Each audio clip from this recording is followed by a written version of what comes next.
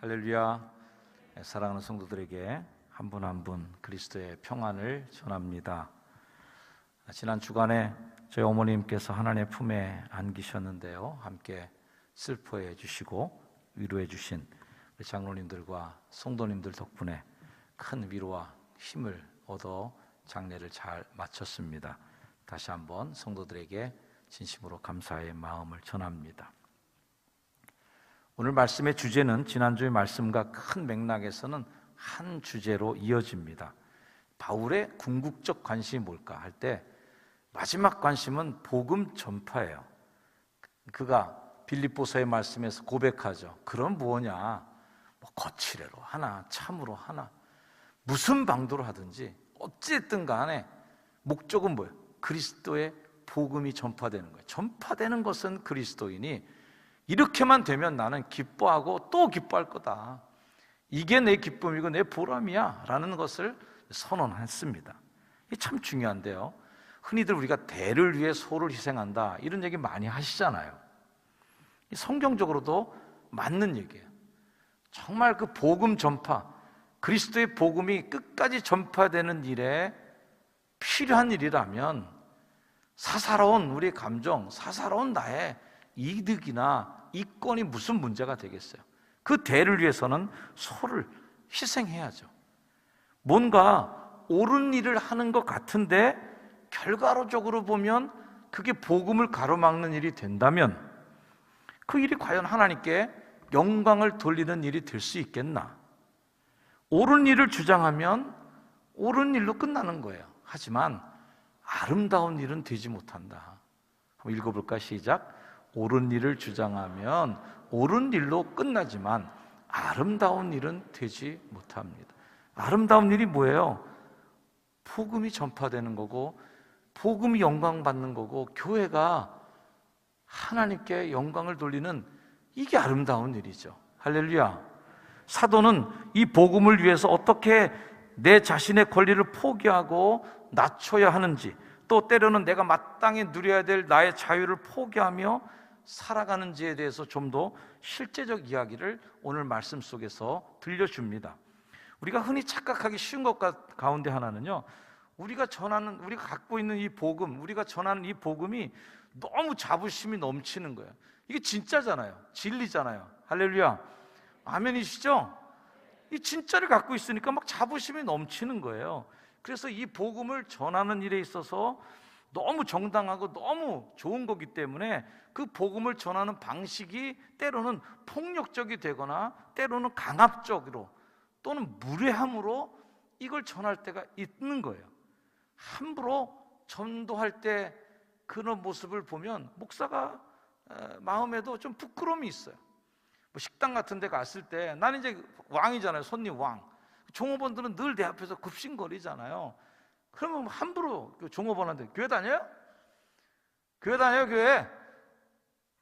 저는 그렇게 잽으로 날려서 흔히 잽이라고 표현하는, 진지하게 얘기해야 되지 않고 그냥 그렇게 툭 던지는 그 말로 그분이 정말 눈물을 흘리면서 회개하고 나 다음 주부터 정말 교회 가서 예수님 믿고 천국 가야 되겠구나 이렇게 돌아설 수 있을까?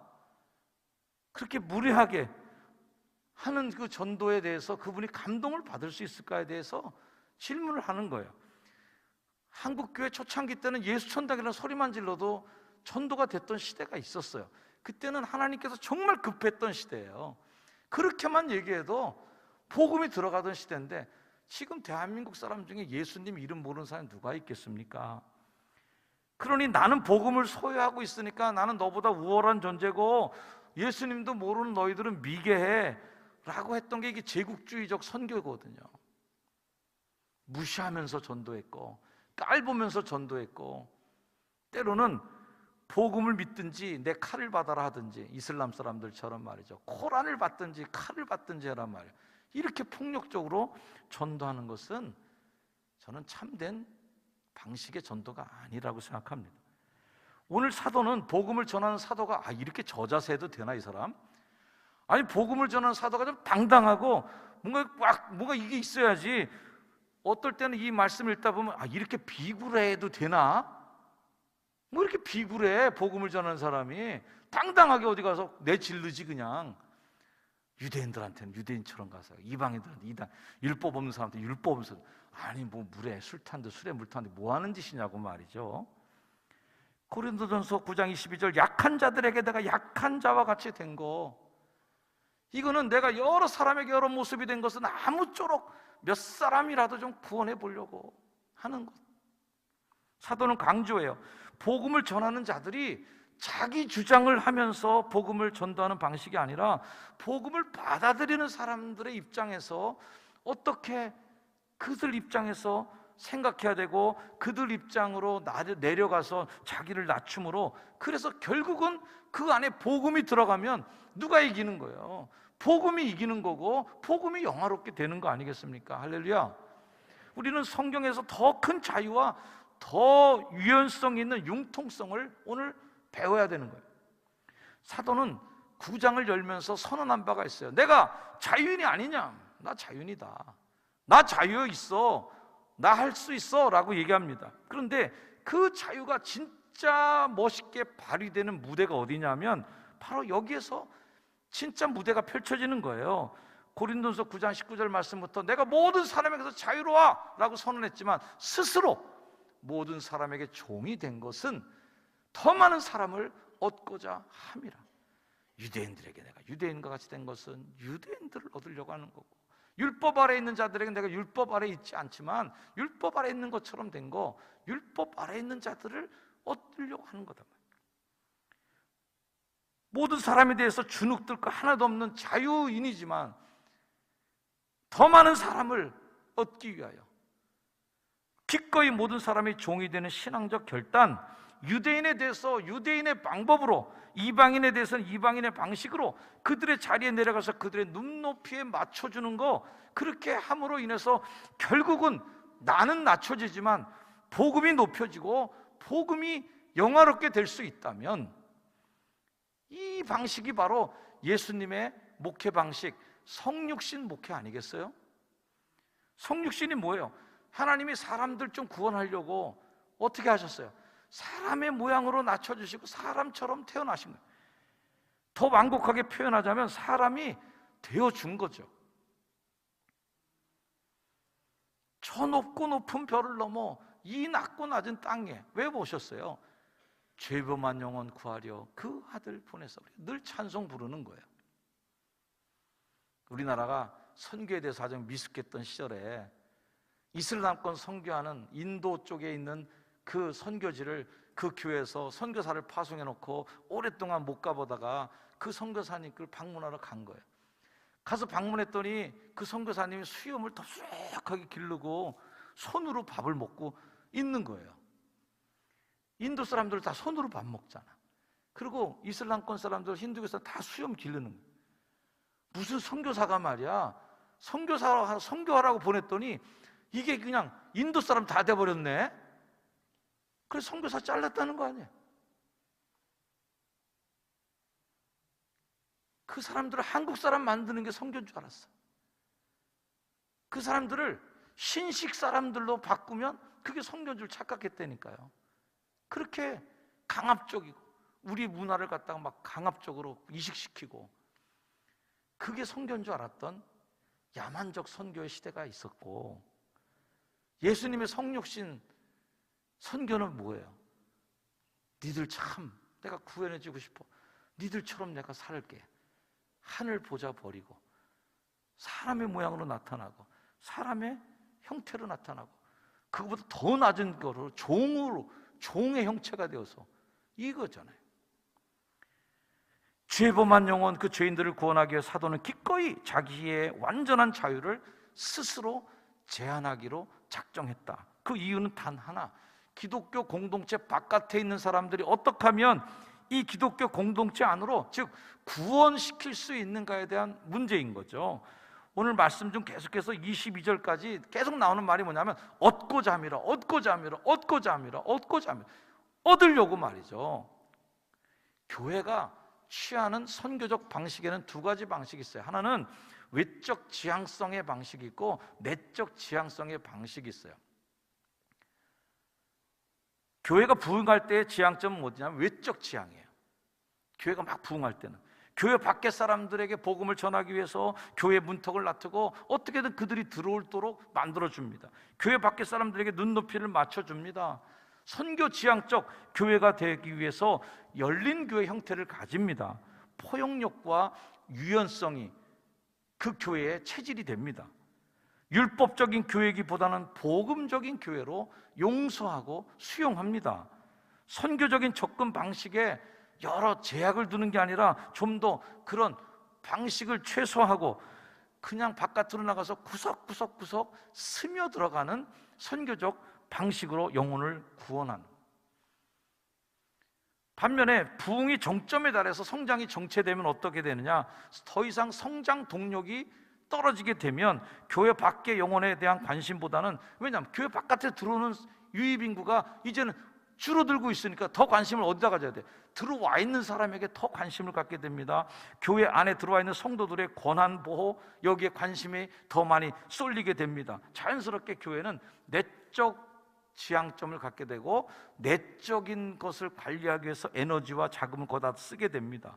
누수되는 성도가 많아지니까 내부 단속을 위해서 교회는 더 보수적인 형태로 바뀌어갑니다. 왜?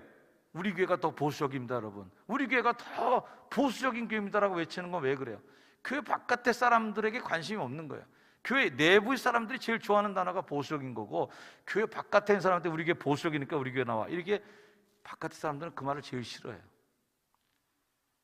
우리 교회는 열려져 있어요.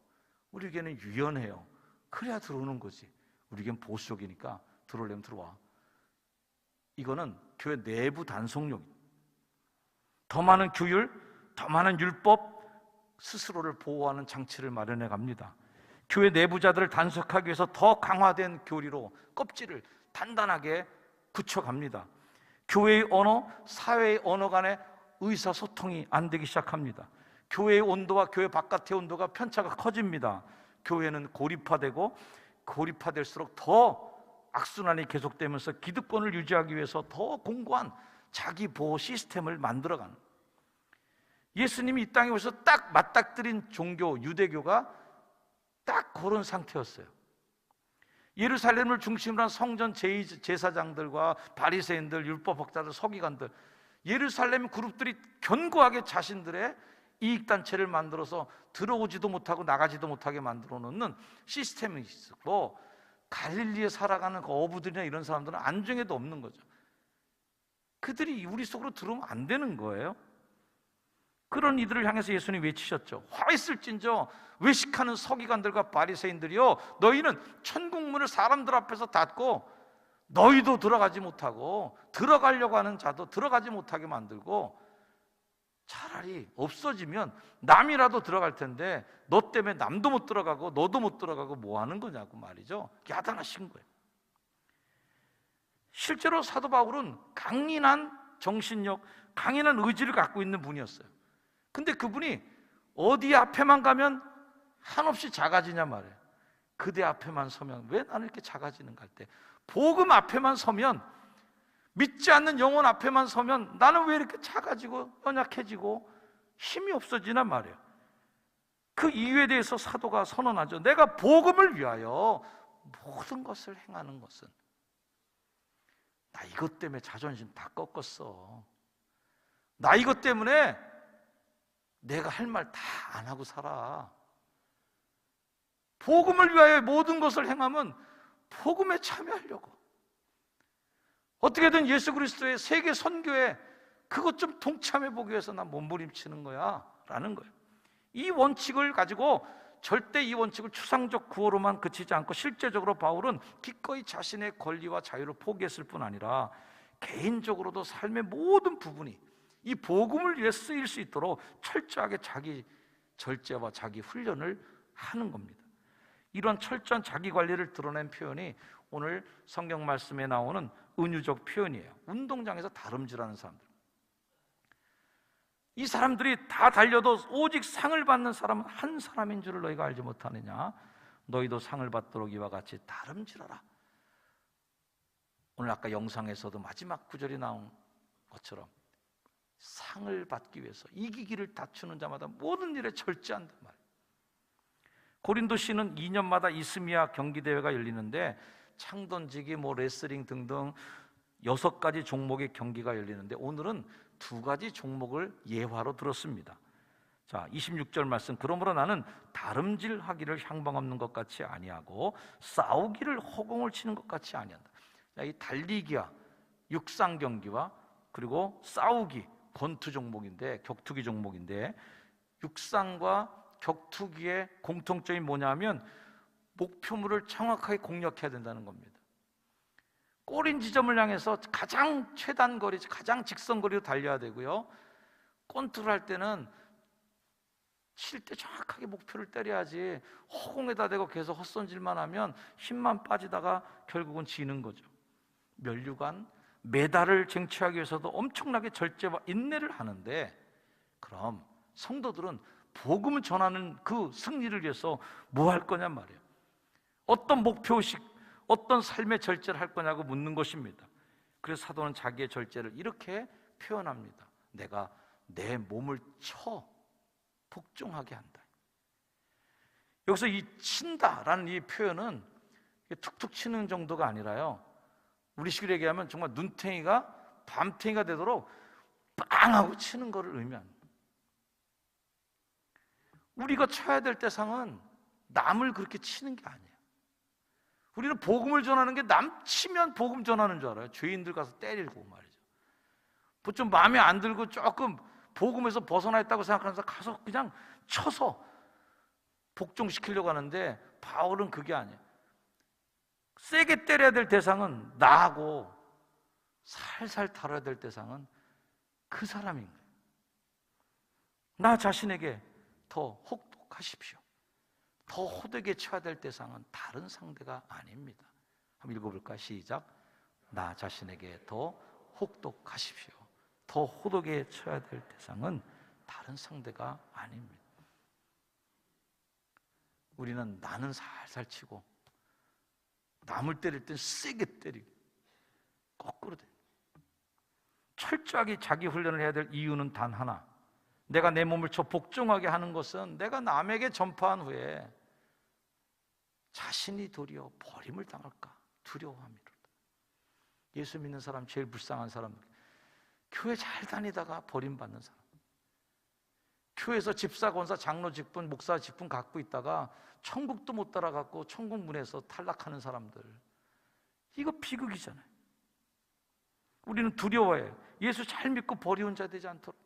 예수님은 우리의 어깨에서 무거운 짐을 벗겨준다라고 말씀하지 않았어요. 수고하고 무거운 짐 든 자들 오라고 그러겠지만 멍에를 또 메워주시다. 내 멍에를 메고 내게 배우라고 말씀하세요. 우리가 혹 때려다가 혹 붙이는 거야. 내가 짊어진 짐도 무거워서 비틀거려서 예수님께 그 짐 좀 맡겨보려고 교회 나왔더니 사명을 감당하래. 십자가를 지래. 그러나 이 주님의 멍에는 다른 일을 복되게 하는, 오히려 나에게 자유를 주는 멍에예요. 내 안일과 나태함을 내려놓는 것을 의미하는 거예요. 우리는 예수님께서 너의 자유를 포기해 내 멍에를 매라는 말이 들려올 때 할 수 없어요 예수님 하고 거절하고 싶을 것입니다. 하지만 예수님께서 그렇게 우리에게 요구할 때는 이게 복의 통로고 주님의 사랑이 우리에게 부어주시는 큰 축복의 통로인 걸 알아야 돼요. 눈물을 흘리면서라도 이 멍에를 매려고 할 때 우리의 짐이 오히려 가벼워지는 영적 경험을 여러분들 했을 거예요. 멍에라는 것이 무겁게 내 등 뒤에 올려져 있어서 힘들 것 같지만 쏟아지는 화살을 그 멍에가 다 막아줘요. 그 십자가를 지고 가는데 그 십자가 때문에 내가 깔려 죽을 것 같은데 어느 날 깊은 바닷물을 건너는데 그 십자가가 내가 붙잡을 뗏목이 되는 거예요. 그 십자가 때문에 살아나고 그 사명 때문에 내가 기도하고 그 멍에 때문에 내가 화살을 피하고 살아나는 거예요. 이거는 안 해본 사람은 모르는 거예요. 사명 때문에 내가 사는 거예요. 그 멍에 때문에 내가 더 자유를 입는구나, 이걸 아는 거예요. 이 모든 목적은 단 하나, 아무쪼록 몇 사람만이라도, 이거예요. 아무쪼록 몇 사람만이라도. 오늘 우리 시대를 바라면서 느끼는 두려움이 하나 있다면 포만감을 가진 교회가 잃어버린 게 있다.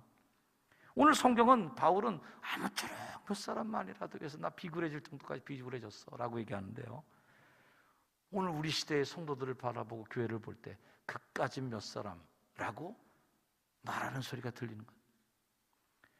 아무쪼록 몇 사람만이라도 구원하려고 내가 별짓을 다 하는 건데, 교회에서 보이지 않고 상처 있고 이러저렇게 교회를 떠나는 사람들 볼 때 교회가 그까지 몇 사람, 끔찍한 비극이죠. 저 자신에게도 이 말씀을 전하면서 양심의 가책이 저도 있습니다. 정말 사도의 마음을 가져야 될 텐데, 아무쪼록 몇 사람만이라도 이거인데, 우리 모두가 아무쪼록 몇 사람만이라도 이 마음을 가지면 무슨 일이 일어날까요? 그런 마음을 가질 때 여러분들은 분명 하나님의 복음을 나를 통해 흘려보내시는 하나님의 복음의 통로가 될 줄로 믿습니다. 복의 통로가 되는 거예요. 여러분 축복합니다. 여러분 모두가 복음이 여러분을 통해 흘러나가는 축복의 통로가 되길 주의 이름으로 축원합니다. 여러분을 축복해요. 여러분을 통해 다른 영혼들이, 그 약한 영혼들이 이 교회 문턱을 넘어서서 정말 주님께 돌아오는 일이 있으면 그까짓 나의 자유쯤이야, 그까짓 나의 권리쯤이야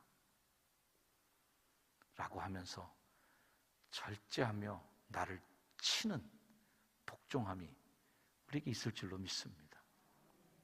아무쪼록 내 남편만이라도, 아무쪼록 내 자식들만이라도,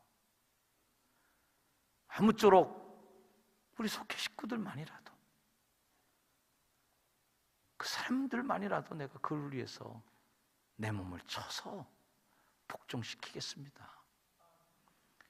그런 마음의 결단들이 있기를 축원합니다. 잠시 기도하겠습니다. 하나님, 아무쪼록 몇 사람이라도 내 인생을 살아가면서 아무쪼록 몇 사람만이라도 내가 살리고 갈 수 있다면 주님, 기꺼이 나의 몸을 주님의 제단 앞에 올려놓겠습니다. 그런 믿음의 결단이 여러분 있기를 바랍니다.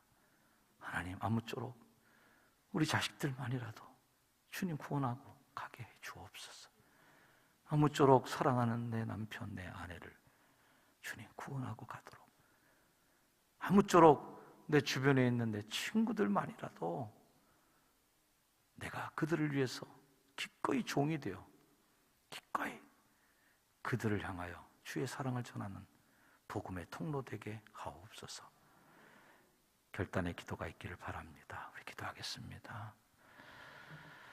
아버지 주님, 아무쪼록 주님의 복음의 영광을 위해서 이 몸은 아무것도 아닙니다. 저는 아무것도 아닙니다. 주님, 하나님 나라 영광을 위해 한다면, 이 교회를 위해서라면 저는 아무것도 아닙니다. 주님, 제 자신을 주님께 바치오니 주님, 주님의 도구로 사용하시고 내 몸을 쳐서 복종시키고 하나님께로 나아가는 주의 성도 되게 하옵소서. 하나님, 주님 간구합니다. 주의 영광을 위해서 쓰임받도록 우리의 삶을 주여 붙잡으시고 인도하여 주옵소서. 감사합니다. 주님, 아무쪼록 몇 사람이라도, 아무쪼록 몇 사람이라도 구원하고 그들을 주님께로 돌아오게 하는 우리가 되게 하옵소서. 아멘. 주님, 아무쪼록 몇 사람이라도 얻고자 함이라. 그렇게 영혼 구원에 목말랐던 사도의 마음을 배우게, 내 마음속에 가지게, 그대로 실천하게 하옵소서. 예수님의 이름으로 기도드립니다. 아멘. 자리에 일어나셔서 함께 찬양하시겠습니다. 오래간만에 2층에도 성도들이 오셨는데요. 자, 우리 아래층 계신 분들이 한번 뒤를 돌아서서 서로를 축복하면서 당신은 하나님의 축복의 통로입니다. 당신은 하나님의 언약 안에 있는 축복의 통로. 당신을 통하여서 열방이 주께 돌아오게 될 것입니다. 주께 돌아오게 되니. 다시 한번 찬양합니다. 당신은 하나님의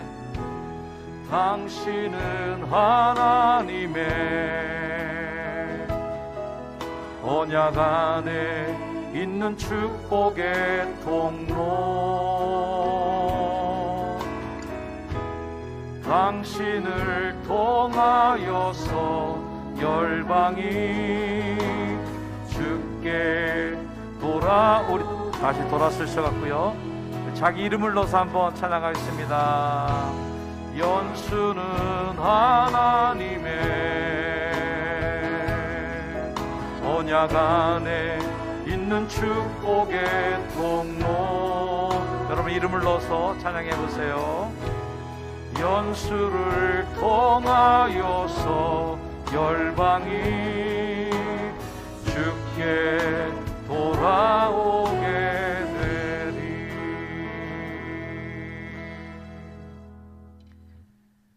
나를 통하여 열방이 주께 돌아오기를, 아니 단 몇 사람만이라도 주께 돌아오는 복의 통로가 되게 하셔서 나를 사용하여 주옵소서. 그렇게 나의 자유와 나의 권리를 포기하며 기꺼이 복음의 통로로 쓰임받기를 원하여 결단하는 주의 성도들 머리머리 위에 이제는 우리 구주 예수 그리스도의 은혜와 하나님 아버지의 사랑과 나보다 앞서 동행하시고 도와주시고 이끌어 가시는 성령님의 놀라운 은혜의 역사가 이제 이후로 영원까지 늘 항상 함께 하시기를 간절히 축원하옵나이다. 아멘.